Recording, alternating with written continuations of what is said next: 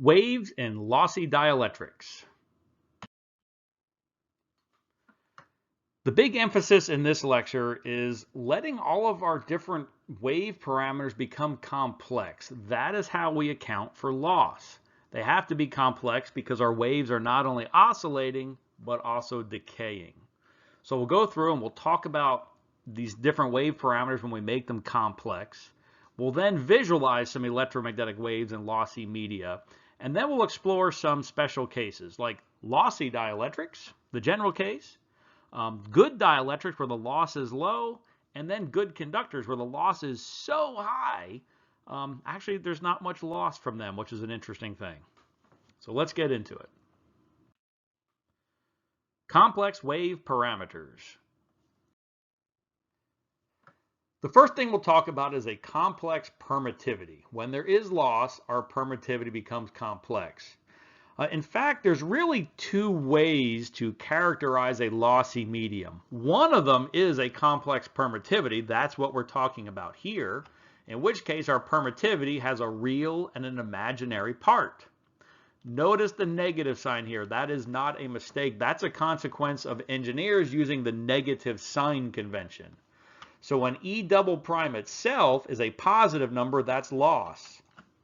If E double prime ever became negative, that would actually be gain. Well, there's another way to account for loss in a material. We can have a purely real valued permittivity and a conductivity. And in both of these cases, we sort of have two pieces of information. In the complex permittivity, we have a real and an imaginary part. And in this other framework, we have a real permittivity and a real conductivity. So how do we convert between these two schools of thought or two different frameworks? Let's go back to Maxwell's equations. So here we're writing Ampere's circuit law, and we can write it in terms of a complex permittivity. Well, we can also write it in terms of a real valued permittivity. And so where does the conductivity come in? Well, it actually comes in this current density term. Remember Ohm's law in electromagnetics. This J term is actually the conductivity times the electric field. So now here's our real valued conductivity and our real valued permittivity. And we have this common electric field term that we can factor out. So we factor out the E. The next thing we would like to do is make this equation look like the equation with the complex permittivity. So we actually want to factor out a j omega. Factor out the j omega, and now we can compare whatever this is, that also has to be the same as this. So that is our relation between these two different frameworks. And we can summarize it as the complex permittivity has a real and imaginary part. It is also a real valued permittivity plus a real valued conductivity divided by j omega. So we can convert between the two. Don't ever mix it. Don't ever have a conductivity plus a complex permittivity. And while I've seen that, it's redundant and confusing, and I think bad practice. Since we can have a complex permittivity, well, we can also have a complex permeability. And it has a real and imaginary part plus a negative sign here because we're engineers and we're using the negative sign convention. In our previous lecture, we talked about the wave number. Well, it turns out the wave number can be complex when there's loss. There is a real and an imaginary part, and there's also a negative sign here because we're using the negative sign convention. And so before, when we were talking about just the wave number, really, we just had a real valued wave number, and we were ignoring this at the time. So we write our wave this way. Let's take this expression for K and plug it in over here, and this will help us give a physical interpretation to the real and an imaginary parts of K. So we plug in our complex K, we end up here. Then we can take this exponential and write it as the product of two exponentials. This is where we can interpret this physically. If we look at this first term, there's no j sitting in the exponential. So this exponential is responsible for decay. So all of the loss and decay information has somehow consolidated to the imaginary part of K. This other term has a J. So this is all about oscillation. So the real part of K is really this wave number that we've been talking about. That's 2 pi over lambda, and it's talking about how rapid the oscillations are. We also talked about this complex propagation constant. Well, we've been calling it complex, so this is clearly a complex number. It has a real and an imaginary part. Now notice here's a big difference. Don't trip up on this. There's a positive sign here. That is not a mistake. That is positive when we're using the negative sign convention. And you'll see why. So let's take this complex propagation constant, the real and imaginary parts, and plug it into our equation for our wave. So we do that, we plug it in, we write this exponential as the product of two exponentials, and now we can see that the real part of gamma is responsible for decay, and it's the imaginary part that is responsible for oscillations. And this is opposite to the wave vector, and that's because the wave vector and the complex propagation constant had a J relating the two. So the real and imaginary parts switch roles between K and gamma. Yet another way to describe decay and propagation, something that's probably a little bit more common. So to describe decay, we have an attenuation coefficient. And to describe how quick our oscillations are or how quickly phase accumulates, we use a phase constant beta. And so in fact we can write our wave as some amplitude. It's decaying e to the minus alpha z, and it's oscillating e to the minus j beta z. So we can write this for both our wave number framework and our complex propagation number framework. And then we can see what's happening here. This K double prime is alpha. This K prime, or the real part of K, is beta. Over here we can see that the real part of gamma is alpha. And the imaginary part of gamma is beta. So that's how we get these relations. And we can write our wave number as beta minus j alpha. And I think this helps us interpret it because alpha is used all the time for attenuation and beta as a phase constant. So just looking at those letters gives me I know exactly what's happening and what they mean. And then gamma is the other way around. The real part is for attenuation and the imaginary part is the oscillation.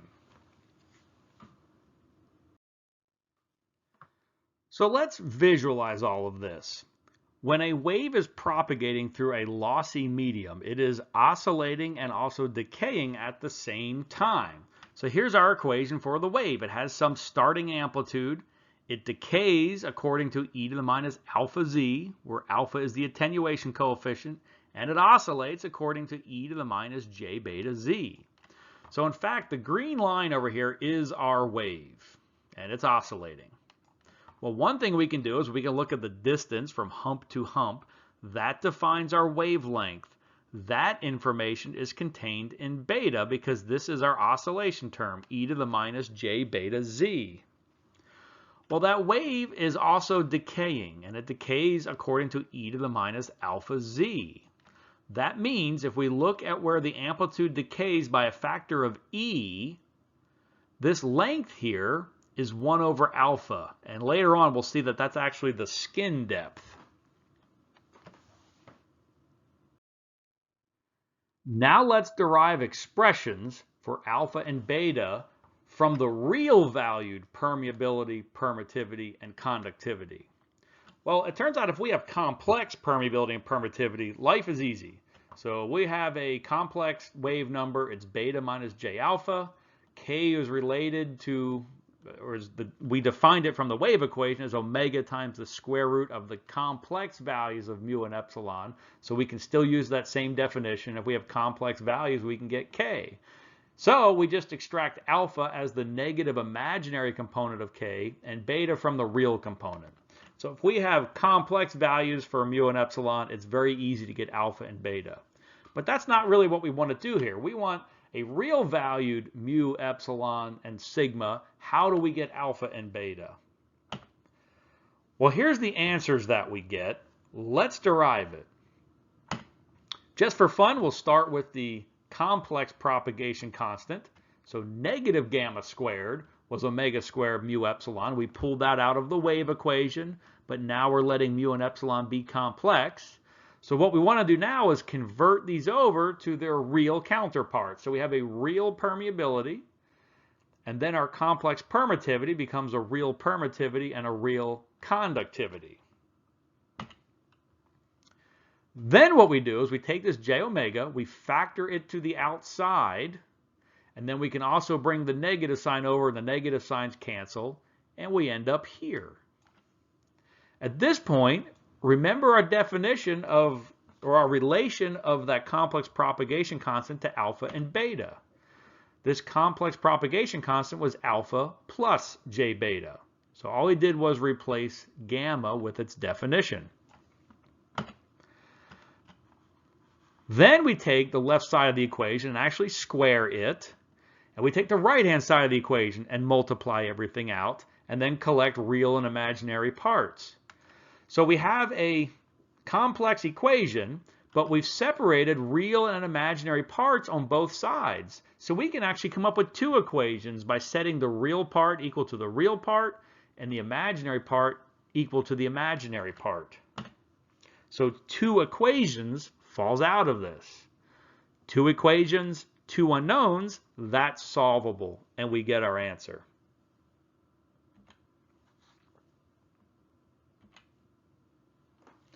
Now, remember the mu, epsilon, and sigma, those are the fundamental parameters, and I said at the time it's kind of hard to look at those and interpret anything physical about the wave. Well, that's not true for alpha and beta. These are intuitive parameters. All of the loss information collects into alpha.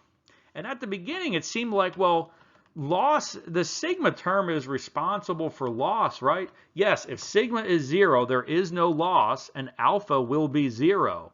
However, as soon as you turn on the conductivity, suddenly the mu's and epsilons and frequencies, these other things contribute to that loss, and it's a much more complicated story, which is why I can't look at those fundamental parameters and really conclude too much from it. But this attenuation coefficient collects all of that information into one parameter that describes the loss or the decay. And the same thing for our phase constant, beta. That collects all the information from mu and epsilon and the conductivity and frequency and lumps it into one term. It's a very intuitive way to interpret what's happening with the wave. The mu, epsilon, and sigma, you can't do that with. On to the absorption coefficient. Now, unfortunately, throughout most of the literature, the absorption coefficient is almost identical to the attenuation coefficient, and to make things worse, they use the same symbol alpha. To distinguish the difference here, I'm giving this a subscript P. The difference is the attenuation coefficient is talking about the attenuation of the amplitude of a wave. The absorption coefficient is talking about the decay of the power of a wave. Other than this being power, it's really the same attenuation thing going on, e to the minus alpha p z. So remember how we had our attenuation coefficient. The amplitude was decaying e to the minus alpha z. We'd like to relate the two. It turns out there's a simple relation. So power is the amplitude squared. So the power in the wave is the amplitude of E squared, also divided by impedance. And so we plug in this expression for the amplitude of E, we do our math, and we end up here. And what we see is this is decaying as e to the minus 2 alpha z. This alpha here is our attenuation coefficient. But we can compare this exponential, since it's for power, to the exponential up here. And what we see is that the absorption coefficient is 2 times the attenuation coefficient. And I'll mention one more time, in the literature, this absorption coefficient is usually written just as alpha. And so if you're reading the literature and you see alpha, well, you won't immediately know what they're talking about. Is that the alpha for decaying amplitude or is that alpha for decaying power? So be careful there. Let's think a little bit more about what it means to have a complex wave number. Well, if k is purely real, that's what we've been talking about. So that's just pure oscillation. That's waves like we've been talking about. There's a uniform amplitude, there's oscillations, there's wiggles, so it's pushing power along. So imagine you're holding a rope. If you just hold the rope still, you don't push waves or power along that rope. But if you wiggle it, well, those oscillations can now travel. So you need wiggles or oscillations to push power. So we consider that a propagating wave. Well, K can also be purely imaginary. If it's purely imaginary, we're talking about pure decay. There is no oscillations. So an electromagnetic field that has pure decay cannot push or flow power. There is one exception to that, and the only exception I know where a purely decaying wave can transport power, and it's a phenomenon called tunneling. I don't want to get into that here other than just point it out. Typically, when a wave decays exponentially, we call it an evanescent wave. We see this a lot of times outside of waveguides or cutoff conditions of devices. If a wave hits an interface and completely reflects, we'll see an evanescent field on the other side. And so these do come up in electromagnetics.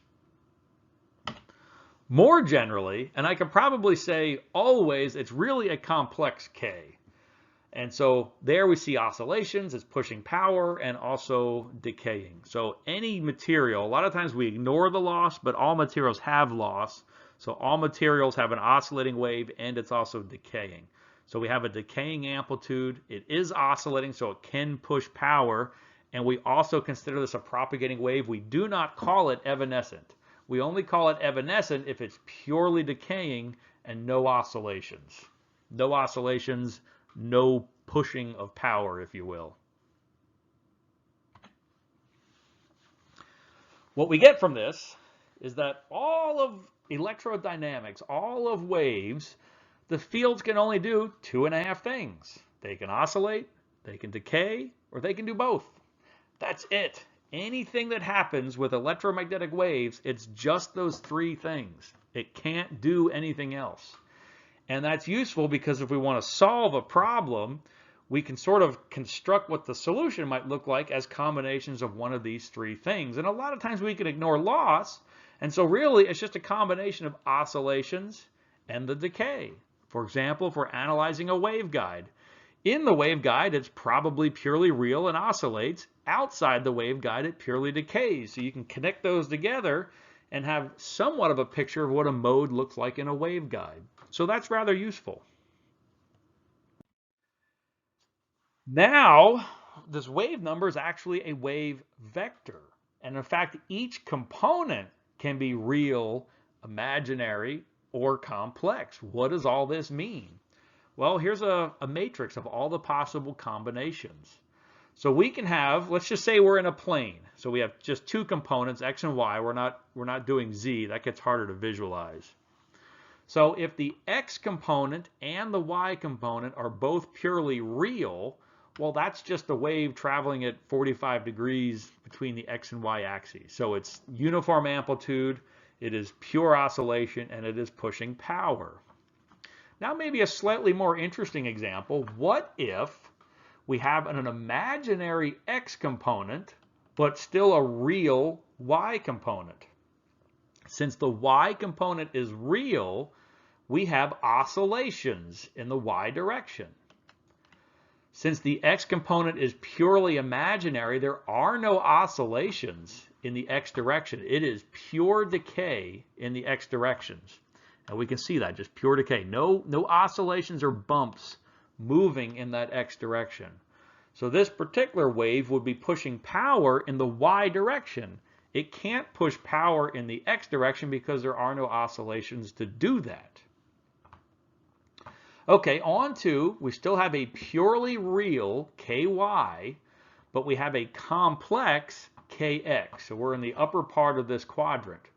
So since there is actually a real part of kx, we have a wave traveling in the 45-degree direction.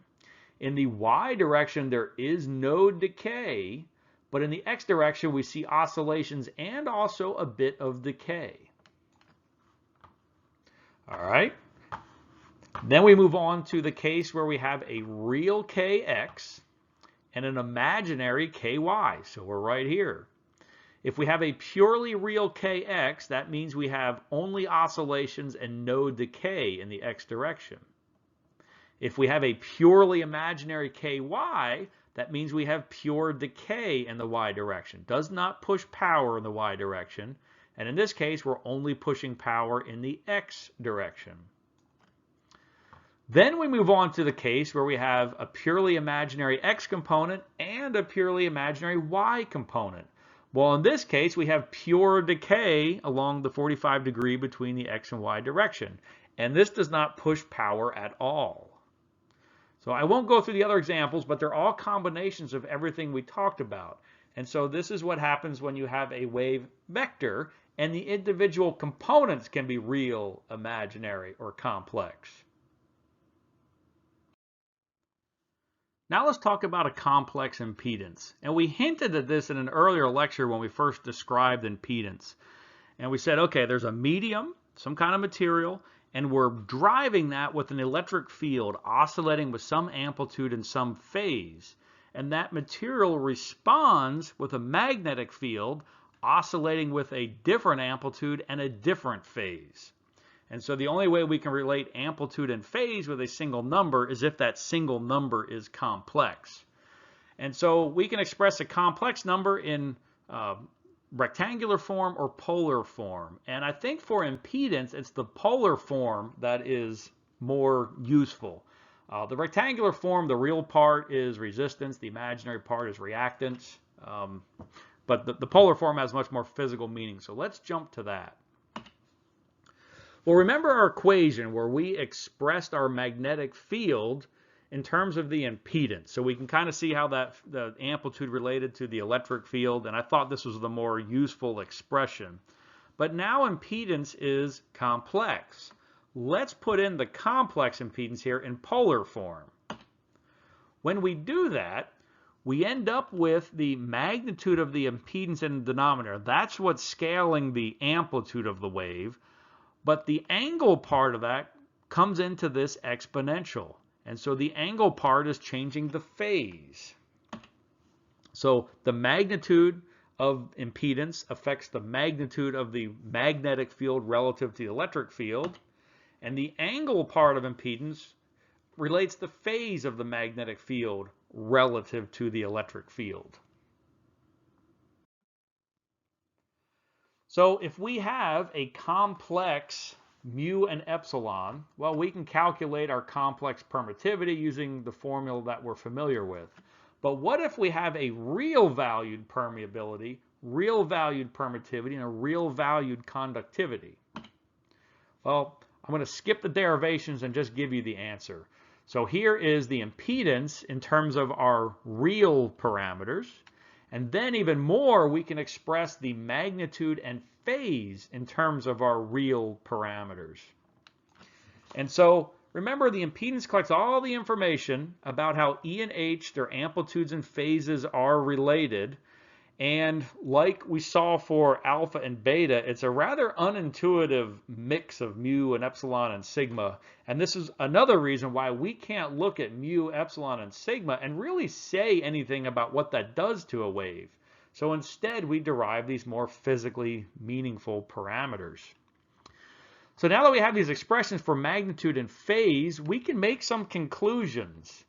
If the conductivity is 0, that means there's no loss. This angle term goes to 0. That tells us the electric and magnetic fields will always be in phase in a lossless medium. And in fact, even if there's just a tiny little bit of loss, they're essentially in phase. And in fact, we think this way. It's only when the loss becomes significant that the E and the H actually become significantly out of phase. Refractive index can also be a complex number. So how can we say that? Well, if our wave number is complex and our wave number is the free space wave number times refractive index, if K is complex, then so is refractive index. And so we write our refractive index as having a real and an imaginary part. Notice the negative sign here. That is not a mistake. That's a consequence of our negative sign convention. So the real part is called the ordinary refractive index. And usually when people just say refractive index, they're talking about the ordinary refractive index. The imaginary part is called the extinction coefficient, written with the Greek letter kappa. So that's not a K. It's much more common to see the Greek letter kappa. So let's relate this complex refractive index to our complex wave number. So we start with our definition. We put in the real and imaginary parts of K, which, by the way, is beta minus J alpha. And then on the other side, we have a K naught, N naught, minus J kappa. And this lets us relate our parameters. And what we see is that the ordinary refractive index is our beta term divided by K naught. So K naught's just a constant.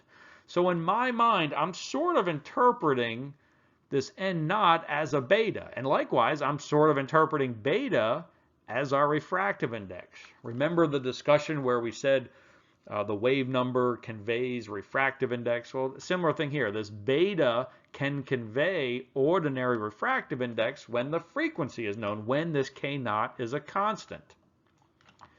The extinction coefficient is essentially alpha just being divided by K naught. So all of the loss information is consolidated to kappa. All of the phase and speed information is consolidated to the ordinary refractive index. Loss tangent. Unfortunately, this is not something we're talking a whole lot about in this course, but the field of optics and microwave radio frequency electromagnetics sort of evolve separately, and they tend to talk different languages. And optics people like to talk in terms of refractive index, whereas radio frequency microwave people much more in terms of permittivity and permeability. Well, since they weren't using refractive index and didn't have extinction coefficient or those types of things, they ended up coming up with their own term that consolidated all of the loss of a material into a single term. And they call that the loss tangent. And so the loss tangent is really describing decay of power according to this expression.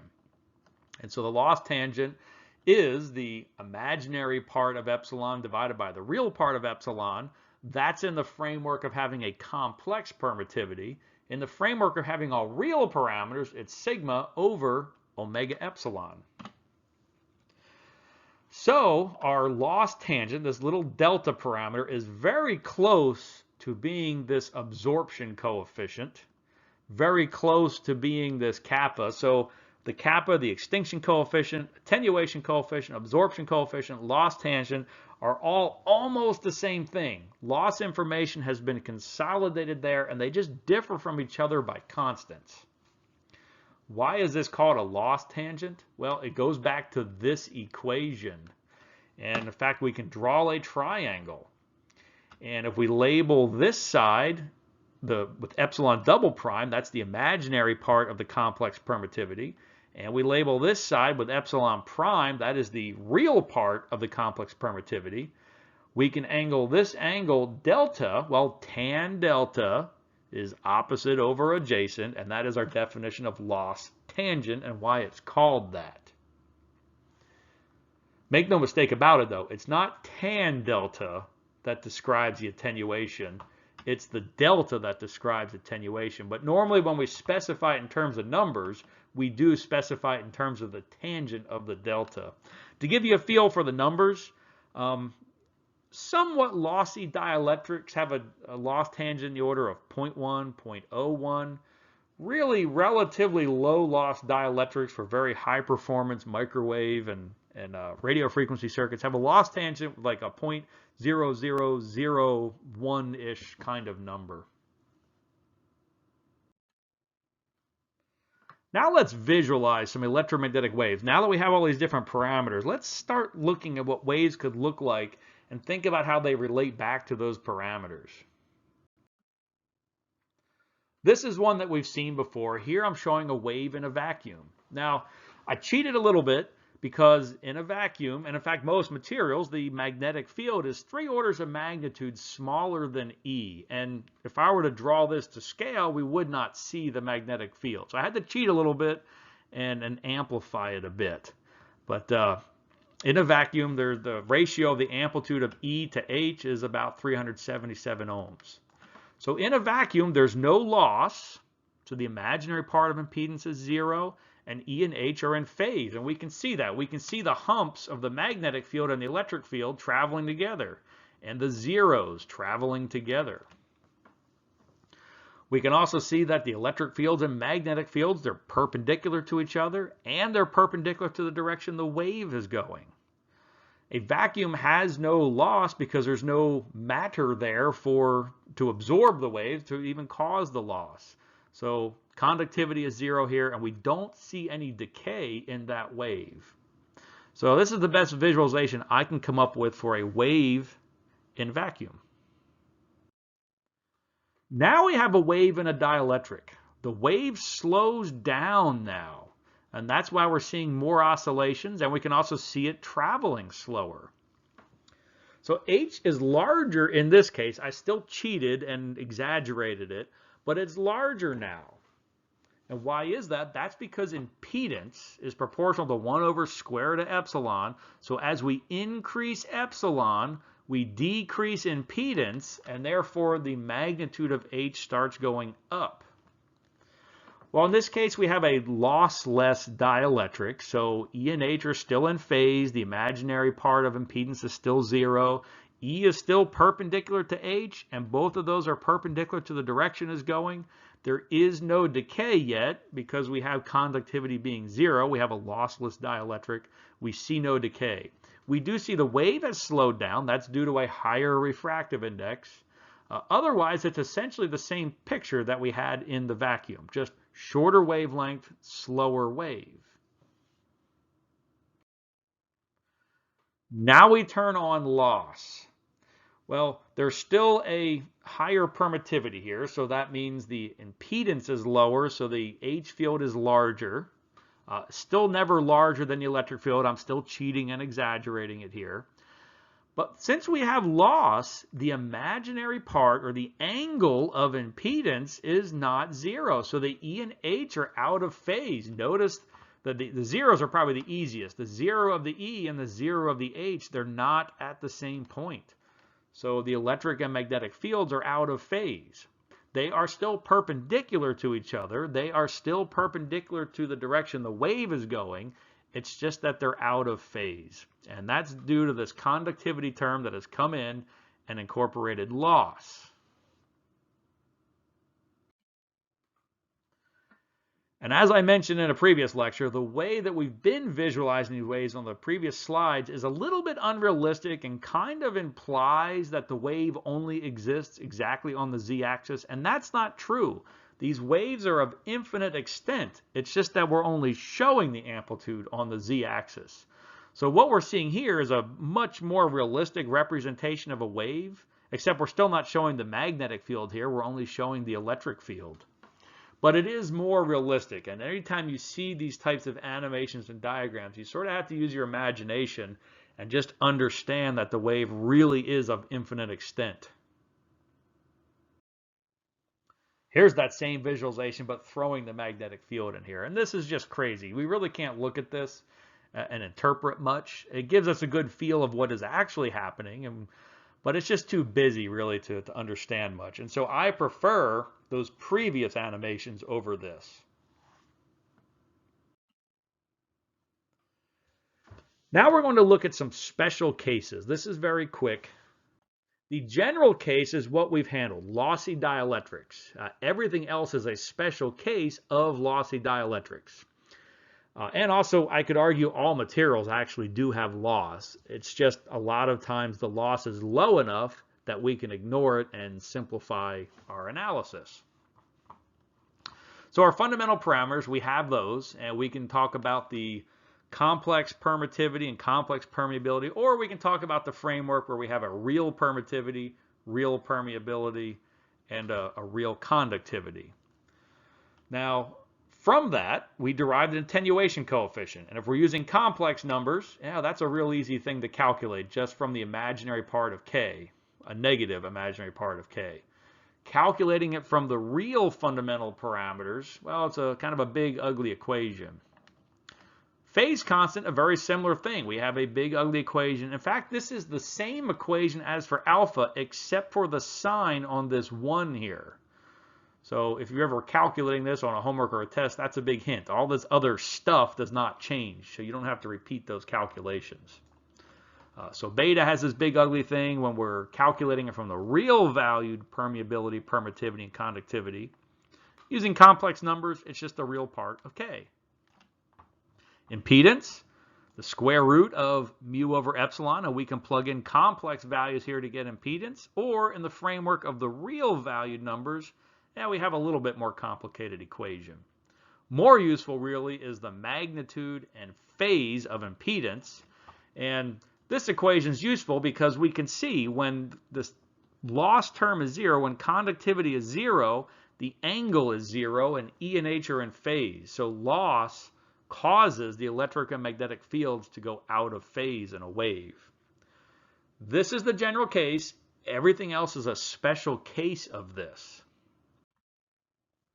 So in a lossless dielectric, this conductivity term is much, much, much, much smaller than omega times epsilon. So really, we just assume that it's 0. And so we have real valued permeability, real valued permittivity. If there is no loss, our attenuation has to be 0. Our beta term really looks like our original definition of our wave number, omega times the square root of mu epsilon. Our impedance, square root of mu over epsilon. Sometimes what I like to do is factor out this free space impedance and then multiply that by the square root of the relative permeability divided by relative permittivity. And then more usefully, the magnitude and angle of impedance. We see that the angle is 0 for lossless dielectric, so E and H are in phase. And the magnitude is just our square root of mu over epsilon. So if you're going to memorize something, I'd memorize the equations on this page, because most materials you can ignore loss, and even if it has some loss, these equations are much simpler to calculate, and they can get you pretty close. Now, if you're working a homework or something, use the real equation. This is just when you're working stuff on the back of an envelope, as they say. So now we have good conductors. In a good conductor, this conductivity term is extremely high, and in fact much greater than omega times epsilon. So we still have our parameters, and in this case we're using the real valued parameters. It's a bit more convenient in good conductors to think that way instead of the complex parameters, although we can still do the complex parameters, and in fact optics people do that all the time. So our attenuation coefficient and phase constant are actually equal now. And we have very strong attenuation on the same order as our oscillations. And this is just a repeat of the equation so I can stay consistent with the formatting. Our impedance is a simpler equation. More instructively, we look at the amplitude or the magnitude and the angle. So for very, very high conductivity, this is interesting. The angle component of impedance converges to 45 degrees. So E and H are out of phase by 45 degrees. And in fact, the electric field leads the magnetic field 45 degrees. So with good conductors, if somehow you can get a wave inside them, they decay very quickly over a very short distance. And that distance over which they penetrate is something called the skin depth, and that's we'll talk about later. But another interesting way I like to word this is the loss in conductors are so high, or is so high, you actually don't get much loss from them.